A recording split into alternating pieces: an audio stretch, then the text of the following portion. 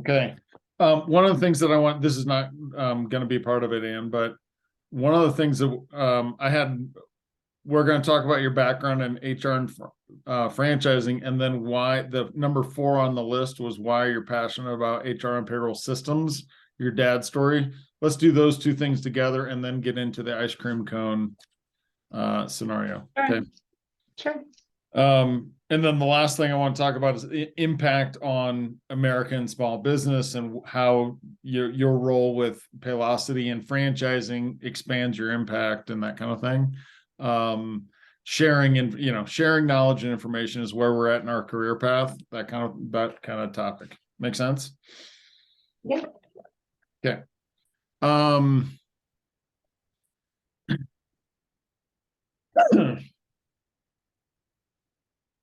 So Anne-Marie, welcome to the show. I appreciate you carving out some time in your busy day to share your experience with us and our listening audience. Why don't you take a minute to kind of share a little bit about your extensive experience as an HR professional, also as a successful franchise owner that purchased multiple locations, built them up, and then sold them. And then, maybe what are you doing in corporate America after you bought a business? That's kind of an elephant in the room if you're sitting in a seat like mine. Sure. Well, thanks. Thanks for having me on. I appreciate it. This is exciting. I love kind of sharing the background, and it's a little bit unique, a little bit of a unicorn. I grew up in a family business and had a front row seat for a lot of HR compliance issues, kind of the operating end of it.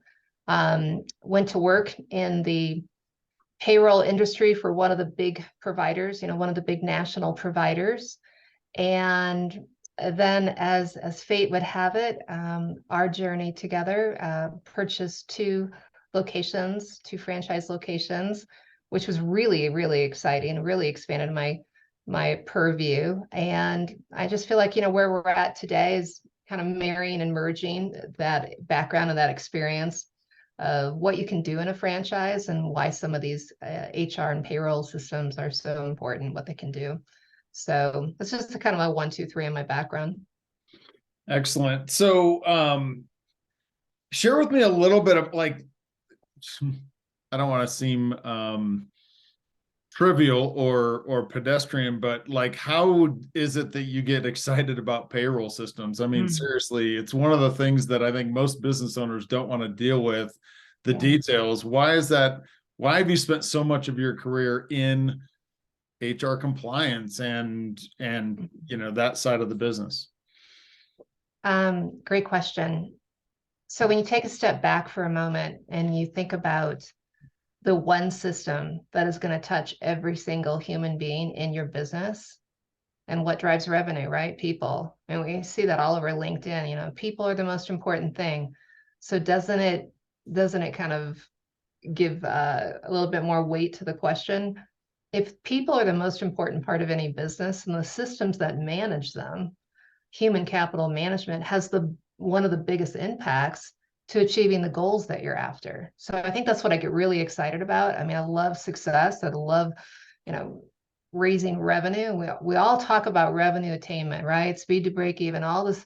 That's the excitement, but the how, like, how do you do that? And I just personally believe that when you really get behind people and understand the systems that they're engaged with, that can put rocket fuel in any business, franchise or otherwise. So I think that's what I witnessed firsthand. And I think that's what I've experienced. And frankly, that's what I feel like I have to share today. So talk about that. In our house, we talk a lot about franchising and employee engagement. That sounds like a fancy corporate world. What the hell do you mean by employee engagement and sort of employee retention and engagement and recruitment? I mean, these are all big buzzwords out there in the world today. Why does that matter to somebody that might want to start a franchise or owns a small business, but maybe they're using sort of QuickBooks to run their payroll? Because you can run payroll in QuickBooks, right? So what's the difference? Sure. Yeah, I mean, you have a number of choices out there. And I think if you go to Google, right, it's going to tell you enough to be dangerous in a second. And I think sometimes we just kind of lean to what we know. We go to the simplest, fastest, easiest thing when it comes to communicating with employees. Like, maybe some people use Slack, maybe some people are text message, maybe some people are email. There's a certain generation that's going to put a memo on a bulletin board.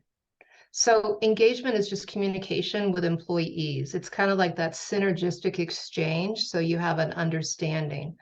So why is it important? Like, you're asking me, like, what does it really mean? Most people are walking around with one of these in their hands, right? They hardly can see where they're going. So you got to live in this consumer kind of world. You got to understand that the employee today is not the employee that's going to look at a memo on a bulletin board. They're going to look at their iPhone first. So engagement is, where do I go? What's my schedule? What's expected of me? Am I recognized? Oh my gosh, they did a great job. Most people want to do the right thing. They want to be a good employee. Well, how are we telling them that? And so if you put yourself in the employee's shoes, engagement is just helping them access everything that's really important to them. And it's more than the paycheck. I definitely learned that in my franchisee experience. We think it's just the pay stub, and it's really not. It's the high fives, it's the attaboys, it's the, you know, clarity on a schedule. It's, by the way, I time off. My brother's getting married. I need to take time off. It's understanding today, it's understanding that, and it's not optional anymore. We just have too much technology. And so that's where the workforce is sitting. Tell me now. I want to understand now. And if you don't have it, I'm kind of frustrated. And frankly, I'm going to go work for someone else. And so we see that workforce flux. So I think the byproduct of the lack of engagement is workforce flux. Interesting. So one of the stories that I loved when we so just for the listening audience, we purchased multiple locations of Elements Massage. We didn't know anything about massage therapists and what made that kind of employee tick. We leaned on the franchisor quite heavily for kind of how do you hire the right massage therapist, and I want to get to that in a minute because you'd mentioned something in a conversation a couple weeks ago that kind of spurred this idea of just going ahead and doing a podcast on this topic, the ice cream cone idea, Anne Marie. So we'll come back to that. But one of the things that we learned, so 15, 20 years in corporate sales, we get into the massage business and we thought that we were going to, or you thought that we were going to incentivize massage therapists with bonuses, right? Because things like healthcare benefits or 401k benefits, et cetera. Like, because corporate employees look like that, then, a sandwich artist at Subway or a massage therapist at Elements is going to also be incentivized by that. So one of my favorite things that we learned is what really got a massage therapist to move was what? Do you remember what I'm talking about? That, like, if you needed a massage therapist to kick in and do an extra shift or do something special that maybe extra, they responded most positively to remembering their Starbucks order. I mean, that blew me away. Oh, yes. I mean, like, that's all that it takes is a gift card to Starbucks, or more importantly, to remember that Kathy likes a latte versus a white flat white or whatever. Talk about that. Sure. I think it's instinctually, I said I grew up in a business, and so I had the benefit of working with some amazing leaders. And I think of my corporate background, and I worked with some amazing managers. And I think a lot of your kind of candidates and placements, if you will, some of them are those amazing leaders, right? And so I think the key component really is, how much do we care about them? How much do we understand them? And how accessible is that information? And so I kind of used my background in this industry, human capital management, which is basically a more sophisticated platform. I knew that if I kept track of somebody's shirt size because they like the Nike shirt versus the cheapy generic one, I kept track of their favorite Starbucks order. I kept track of their favorite type of lotion or oil. because that was part of their art, if you will, part of their skilled labor. I kept track of where they graduated from, leveraged the heck out of that. So I could go to that particular school and I could attract all of their alumni. I ultimately hired the alumni coordinator as my lead therapist, which was, a strategic win. Genius. It was That was strategic. genius, by the Thank way. you. Thank you. The more information that I could amass and hold and retain just simply enabled me to make better decisions. And it allowed me to kind of impart a part of my personality, which is just to kind of, really, really, really take care of them. Now I had firm lines. If they stepped out of line, of course, then I was very decisive. But when it came to the hiring, the engagement, the retention, we absolutely led the entire Colorado market in retention of employees. And it was brutal in the first 6 months. It was challenging in the first probably 18 months, and I was scared. There was a lot of change, but I think kind of leaning into it and growing into those details is some of the things I'm like really, really proud of today. Some of those people are still friends, they're still on social media. So it's kind of cool. It was it was a really fun byproduct of leveraging that kind of information to grow that business.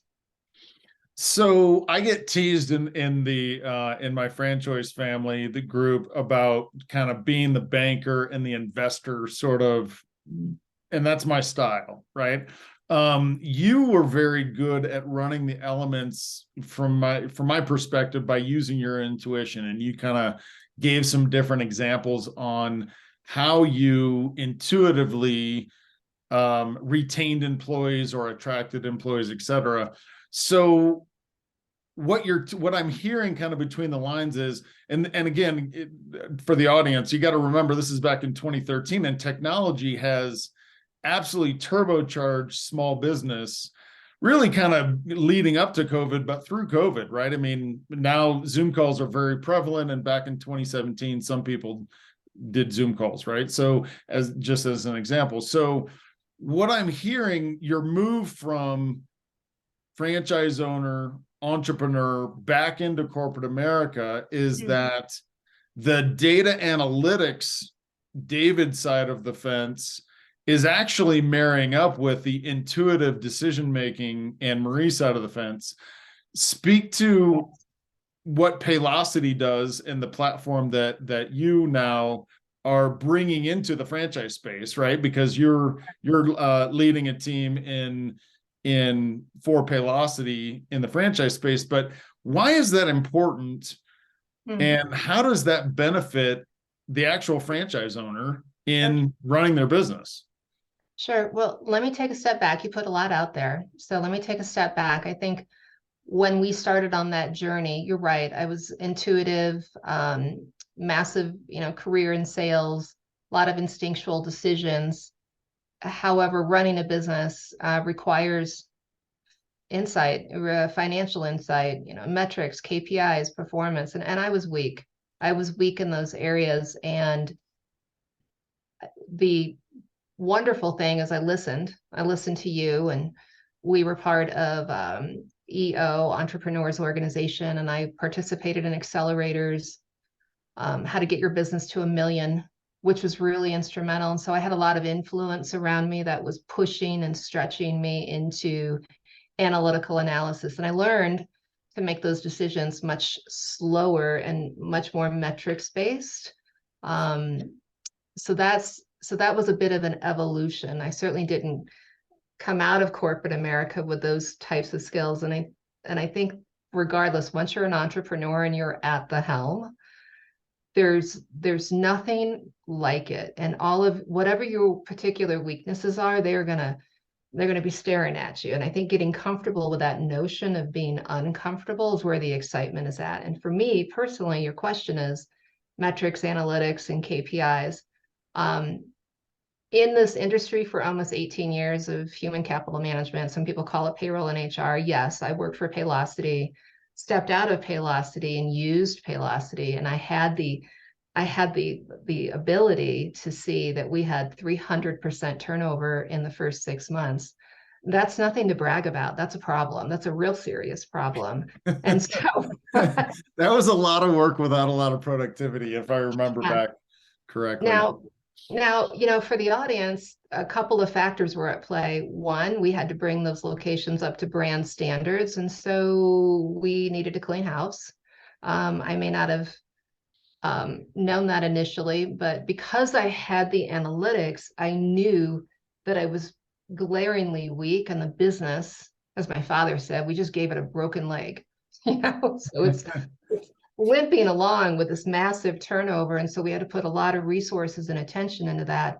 And quite frankly, if I didn't have that analysis, if I didn't have the platform to tell me that, I might have kind of like squirrel into another topic in running a business, right? I might have focused on what the lobby looked like, or maybe marketing or something. But operational excellence starts with good understanding of your numbers, whether that's financial, whether that's turnover. And How about I labor cost? How about labor cost and how that's uh, climbing away from the business model? Speak to that. oh, you know what, that's probably up today. That's probably my favorite question, because it leads into the most exciting achievement in that entire experience. Was um, somebody asked the question, are you certain on your labor cost versus this type of massage or that type of massage? And frankly, where's the profit at? Are you as profitable in one type or the other? And I really needed to understand the labor cost to kind of back into that.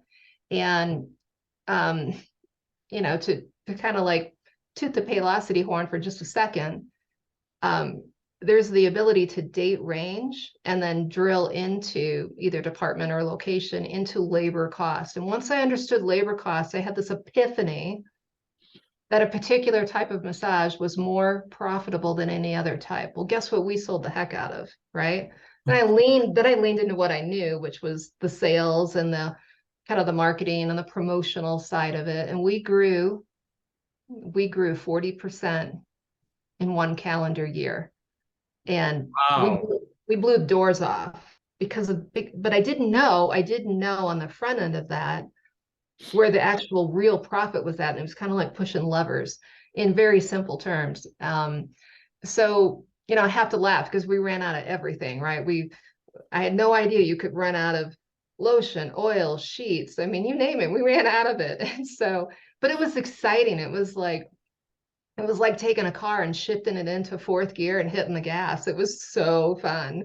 Um, so That's fantastic. So one of the things that we had talked about a couple of weeks ago that kind of gave me the idea to just bring you on and have you speak to the audience about your experience as it relates to this labor issue that frankly a lot of people coming out of whether it was the pandemic or it was all the government incentives and programs that came out of that pandemic, but there's a lot of focus on labor everything, right? Whether it's increased oversight from the government, whether it's labor shortages, whether it's finding qualified employees and having the education that you need, whether franchise or non-franchise, like small business owners are really the spotlight is on labor. So you made this analogy of an ice cream cone, and sort of what we were talking about had to do with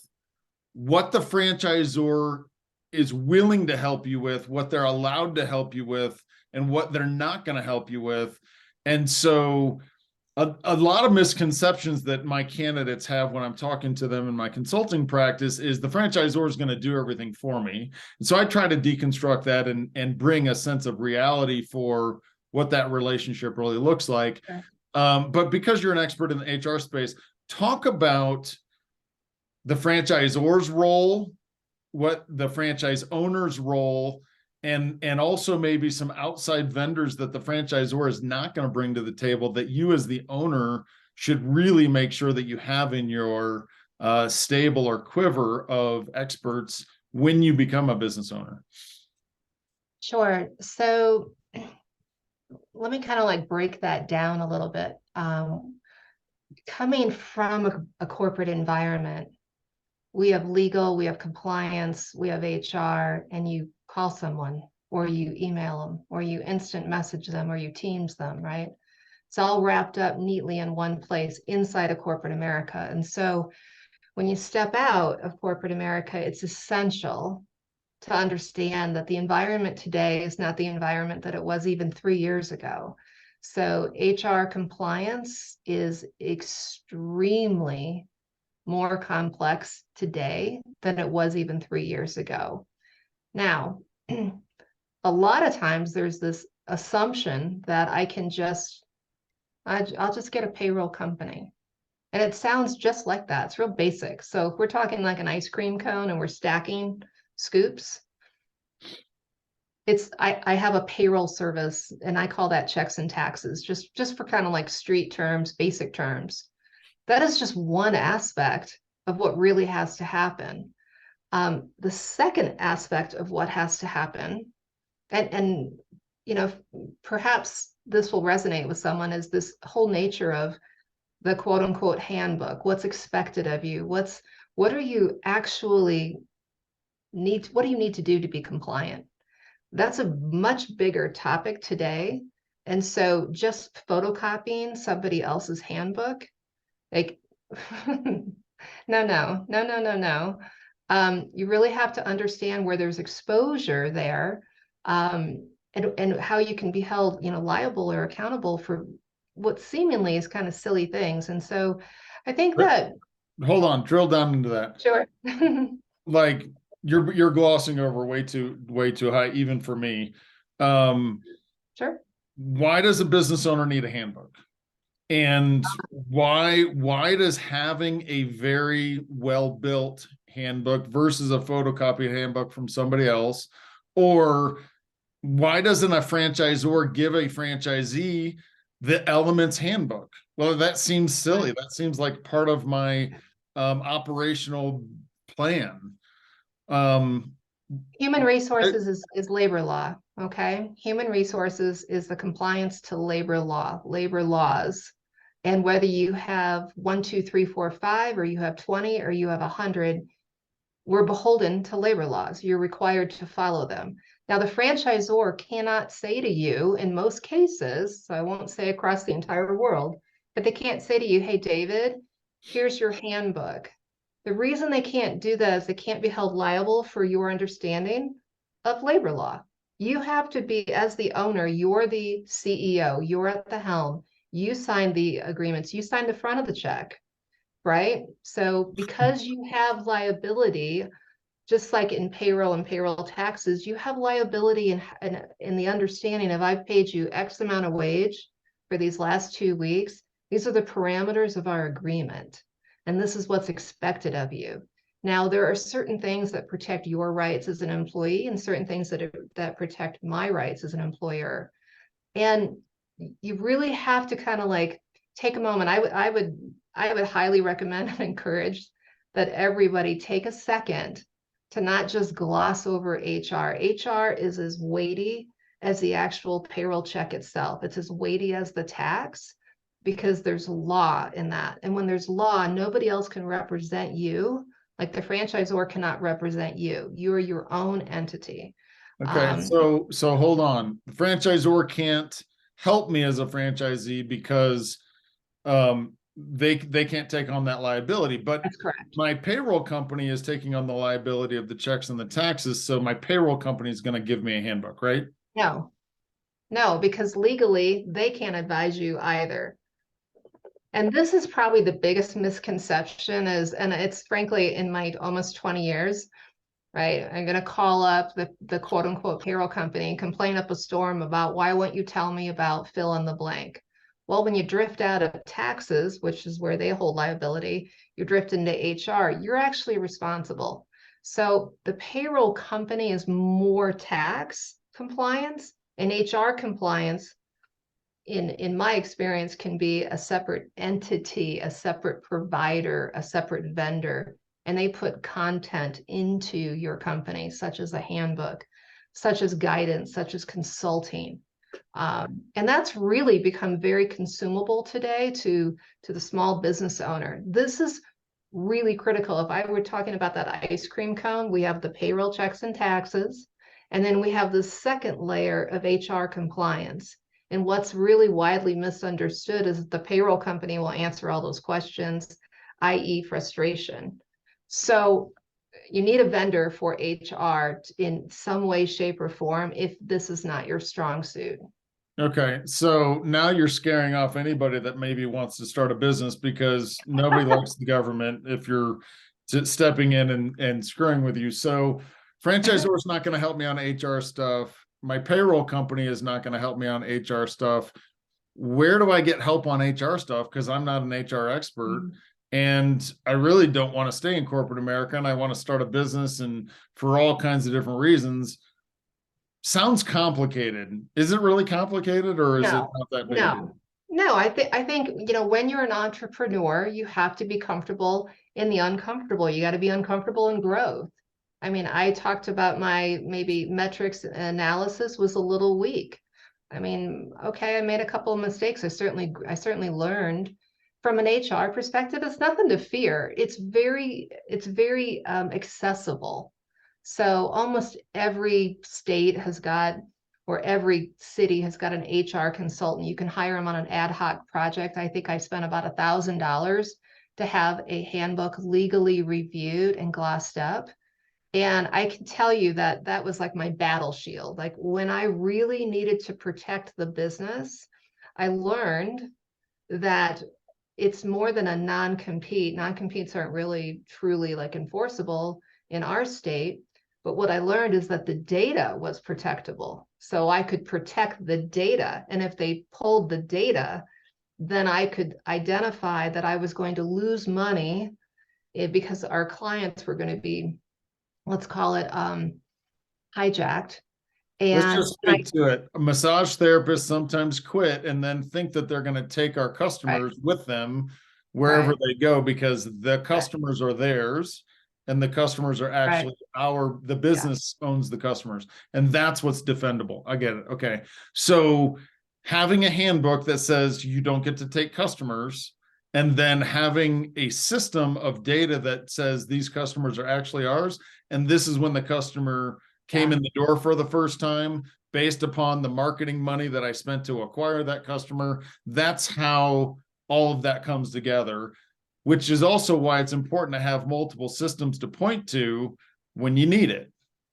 So I want to give like a big kudos and attaboy to the franchisor that provided us with a really strong point of sale system.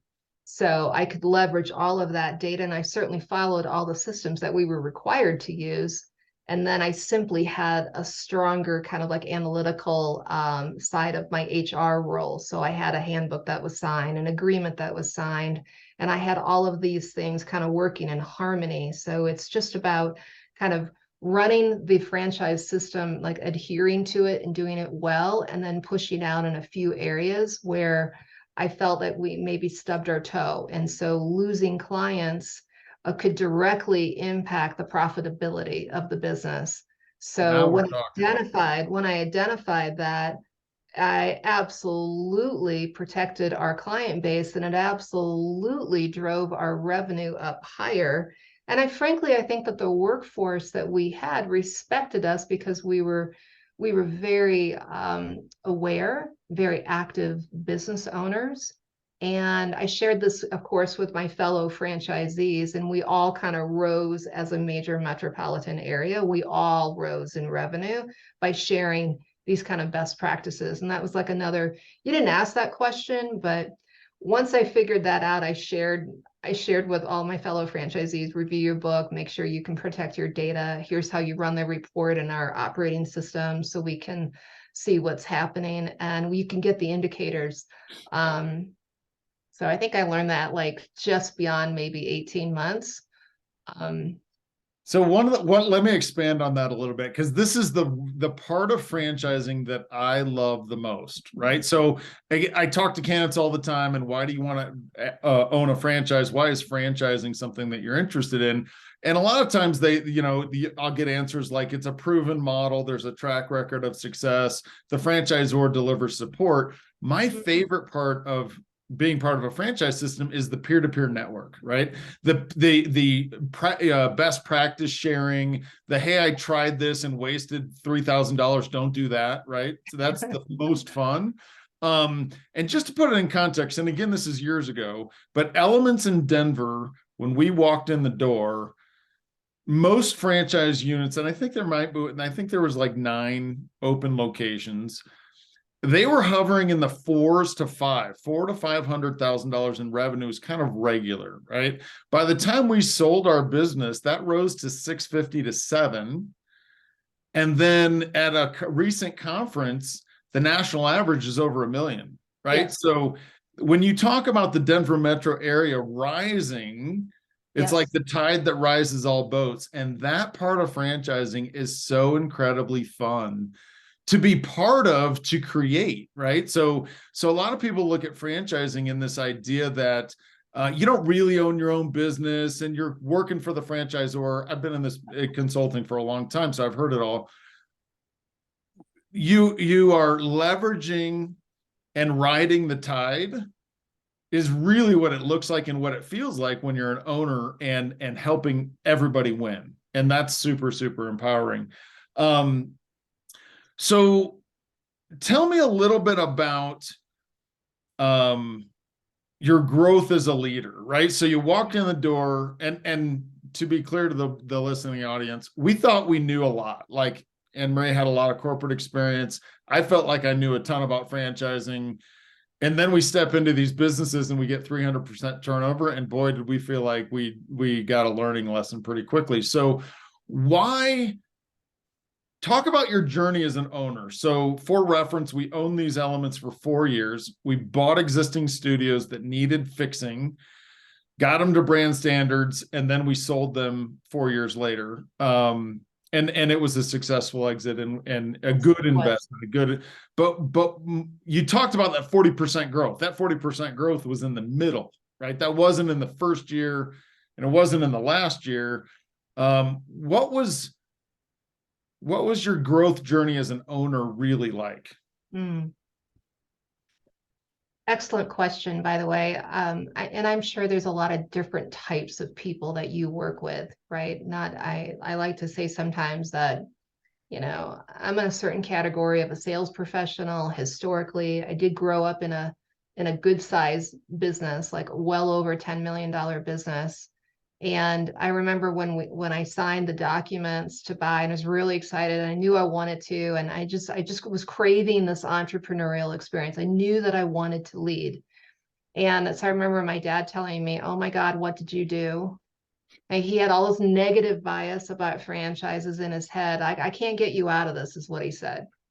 And Oh no, what did you do? what The did you dream do? stealer. Yeah, I We call can't those believe. dream stealers Yeah, in my business. Yes. yeah. Which is Now, common, right? now this couple of initial like phone calls, and I was talking with people that were close to me, that were offering some of their background or experience. And so, as you know, there's a lot of entrepreneurs in my family and in my network. And so my mother, who's a wonderful person, super loving, supportive individual. When we were speaking, she says, "So what's your number?" Just like that tone. I'm like, it's kind of direct. And she's like, "No, you need to know your number." And that's when I kind of had this aha, like, ooh, I don't really know my numbers very well. I couldn't articulate it. I couldn't have told you at that time what EBITDA meant. Okay. So when we think about journey, I laugh about that right now because I really kind of stepped forward. And I have a phrase, sometimes people sit down when they're stressed and pressured or challenged, and some people step up.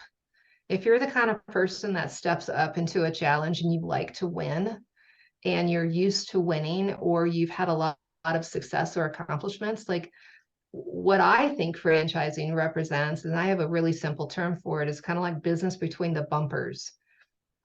You've got this corporate kind of world that a lot of us come from, and then you've got this entrepreneurial world where and I've met people that have I'm working on that project for the last 20 years. I've met those people too. So in between that, in my experience is the franchise opportunity.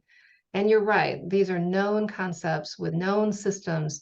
And I look at the leadership teams like, oh my gosh, these franchisors, they're impressive people. Like they have MBAs and they just have this amazing background. And so you're surrounding yourself with great leadership at the franchisor level. When you look left and right, I can recall some of my favorite business colleagues were some of our fellow franchisees.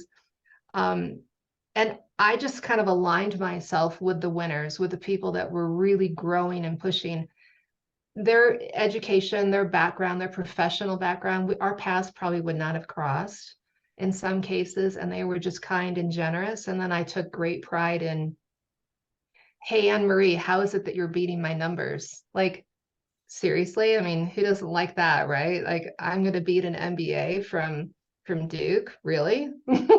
So like, Well, he um, was an executive with Goldman Sachs with an international team of 150 people or something like yeah. that. So Well, I kept him um, honest. yeah, So so you covered a whole bunch of really good stuff in there. I just want to kind of slow down and point that out. One of the things I talk to candidates about all the time is fear, right? The fear of the yeah, unknown, the fear of failure, whatever. Fear can do two things: hold us back, or it can be fuel in the tank, right? It can be gasoline for the fire because it gets you to jump out of bed and get to work, right? If you're worried about the fact that things aren't going well or you're going to lose money, for some people, that gives them gasoline on the fire and they get moving. And for other people, they sit down, right? And so if you're the sit down type, I would say don't think about business ownership. But you don't, yeah, the safety net isn't big enough for that particular person. But if you're competitive, if you are used to winning, in your words, there's nothing like it, right? There's nothing like business ownership. There's nothing like controlling your future. And sure. regardless of where you're at, I say don't wait, right? Like get after it and take the chance and change your life, because it really does. We did it in 4 years. We went from 0 to 60, and it doesn't take 15 years of owning It a doesn't. business to have a great, whatever it is that you want in your life. So um that's really great. Tell me a little bit about um what you're doing with Paylocity now, right? And I said this earlier in the conversation, and we'll wrap things up, Yeah. and why that's important. How does Paylocity connecting to franchising, which is sort of a new program or a new focus, I would say. Paylocity is a huge company. Um, Yeah. why is that important to Anne Marie, and what are you doing about it? First and foremost, I have compassion and empathy, and a a purpose, if you will. I feel like I have the opportunity to share what it's really like to be sitting in the franchisee's chair at the helm, I like to say, making the decisions, having signed a franchisor agreement, and working with the franchisor to grow. You're part of growing a brand. You're part of something special. Paylocity is something special. In my career, I have the opportunity to and the skill set to work with almost any provider, and there's a bunch of them. But when you think about who's the best in technology to open up that knowledge and understanding of what are your people doing? Are they actually driving revenue? How do we inspire them to drive more revenue? That's the number one component of almost any business. And it happens to be one of your largest expenses. Payroll is a massive expense. It's an event that's happening every 10 days or every 5 days. It's always top of mind. And let's face it, if you really thought about the dollars that were flowing out of the bank account, right, every 10 days. So this is top of mind financially. And I believe that when you have a strong system like Paylocity, and then I'm gonna just kind of educate for a second, and this is human capital management. This is engagement from the part of I'm going to recruit and I need to retain I need to communicate. I need to engage them. They need to be excited. I used to say, be excited to walk through the front door. Are you excited to work here? Now, these are some of the things that our HR friends talk about, but it's becoming more of the C-suite conversation in all of corporate America because there's so much flux and turnover. And what I'm fascinated about is to kind of encapsulate this and package this and tailor this for national franchisors so they can get a bigger, impact of brand performance. And let's face it, when franchisees win, franchisors win. Like That's everybody yeah, rises together. you're absolutely right. That's what's so great about franchising is the franchisor only wins if franchisees are doing well, That's right? right. And I say this all the time. Some franchise brands are fabulous at delivering lots of value to their franchise owners, and some are don't. They're just not good at it. They don't really have Yeah. a strong value proposition. They let their franchisees kind of do their own thing. Yeah. And that's not actually good for the franchise owner. It's we want to grow the business. And really what you're doing at Paylocity kind of supports what I tell candidates every day. It's not about the widget. It's not about selling sandwiches or fitness or, painting houses or putting gutters on or roofs. What the business does is not what you're doing as a business owner. What you're doing as a business owner and your focus, and why I love franchising, is the franchisor has the system of doing business and they handle all the noise, using your words, so that you focus on the two things that are important: finding and attracting great customers that want to come back over and over again, and finding and attracting excellent employees that want to serve those customers so they want to come back over and over again. Yeah. If you're the one doing the work as the owner, it's not that fun. But if you have a team that's doing all the work and you know how to find customers, owning a business can be a ton of fun, and you grow and scale, and it's a lot of it, and it's fantastic. So I love what you're doing. I love how much you know about the HR space. I really appreciate you being on the show and sharing, your HR background, because that's kind of topic of conversation that's top of mind, but also your success as a franchise owner, which is my audience and focus is successful franchisors and successful franchisees, so that people that are looking at considering buying a franchise or starting a franchise can actually hear what it means to move the needle, right? And kind of fill some of those gaps. It's not easy, but it's also not that hard, right? You just have to focus on the right things and understand the kinds of questions that you want to ask. So let's wrap up with this, and share with the audience the 1, 2, 3 on what they need to focus on before they start a business, whether it's a franchise business or starting a business from scratch. What are the things you don't want to miss from an HR compliance system when you're evaluating all the pays? Sure. Number one, there's a brand system. There's operational process and training. Don't glaze over it. Engage with it at 110%. Know that there's areas where everybody will be weak in one area or another. Get comfortable with being uncomfortable. When you're thinking about your team and kind of locking arms, you're locking arms with that franchisor and you're going to lock arms with your workforce. I would highly encourage that everyone really think carefully about the system that they use so that it's a strong system and it stretches and makes you grow as a leader. You asked me that question earlier. So stretching and growing, having a little bit of fear is natural. If you don't have the fear, it's too easy. You won't have the great success. So think about, locking arms. And the third thing is, financial performance and business acumen. It's going to go, and it's commensurate with your level of effort. There's no easy button. So the third thing is know you're going to work. You're going to stretch and grow yourself. and be willing to share that with others. Hey, I learned something new. And so that build that community. I think I gave you 4 instead of 3. But those are my top 4. Oh, you mean you're going over and above what you're supposed to do? That's pretty uncommon for you. It is uncommon. So hey, thanks for having me. This was fun. I actually enjoyed it, and I hope that I helped one person today, with an aha. So thanks for having me do this. Well, thank you so much for taking the time to share what you know. Tell folks that are listening, maybe franchisor that is interested in having some analytics for their franchise owners, improving their system, or also franchisees that maybe learned something today. How do they get a hold of you? What's the easiest way for my listening audience to get a hold of Anne Marie?